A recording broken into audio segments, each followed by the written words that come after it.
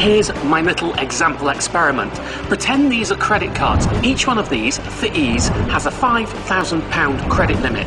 The first one here is at 18.9% with £1,000 in there. This is £2,000 at 17.9%, £4,000 at 19.9%, and £4,000 at 15.9%. Now, the secret to this is while everyone's heard of balance transfers available to new card holders, what they don't tell you is there are also a range of balance transfers available to existing card holders. And the only way to find out if you're eligible for one is to pick up the phone, call up your card company and ask this question.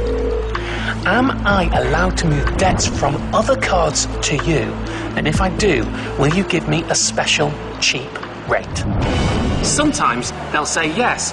This card company said, of course, you can shift your debts from other cards to us at 6.9%, and that rate will last until all the debt you've moved has been repaid. Now, this card company here, we'll imagine, said, yes, you can move debts to us at 2.9%, but that'll only last a year. The aim is simple. You have to shift your debts to where they're cheapest. So, simply call up this card and ask them to move the debt across, like this.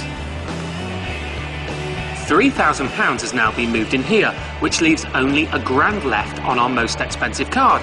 But of course, the red credit card provider said we could move debts there at 2.9%, but only for a year, which leaves this card empty. But of course, we've still got some cheap debt left.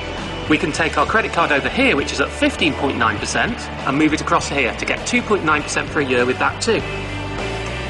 Our most expensive credit card is now empty, and we've managed to move £7,000 of debt to either the 6.9% for life rate or the 2.9% for a year rate.